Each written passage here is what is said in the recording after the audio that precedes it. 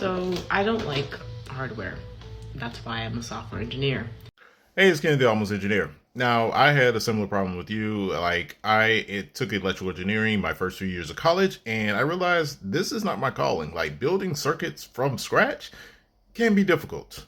But as I've gotten older, and yes, I do software development, I realized, okay, there is a way that this can be done in more recent years. So let me show you some of the things that I've done. This here is a Raspberry Pi. It's inside of its case and is connected to a LCD screen. And then also here we have a temperature probe. And so what this does is I wrote a software application in C# that displays the information that is read by this temperature sensor. So the software will read the temperature, I think like every 1 to 2 minutes or something like that nature. It will store it to the in-memory database, and then this LCD will, the application will display that information on the LCD. The application that I created also serves as an API to which my home automation system can tap into and get this information and then make decisions based upon the temperature. Another project is this one here. This is the control box that connects to the Christmas lights on my Christmas tree.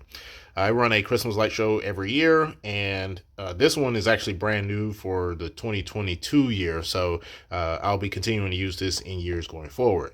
But as you see, there are outlets here. There's a relay board there. This is a Raspberry Pi, and then the Pi gets its power from this outlet that has USB ports built into it.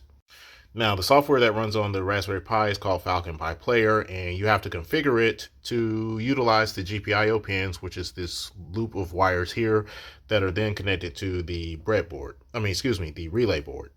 Now, that being said, because you are a software developer, I would suggest you either get a Raspberry Pi or an ESP32 and then start building stuff based upon that particular hardware set.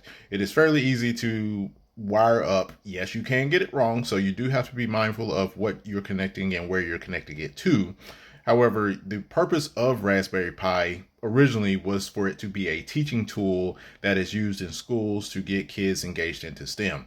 It has since expanded, and now people like myself use it to do various projects, to run like their IoT applications and other things of that nature, including learning just how to use software and hardware together.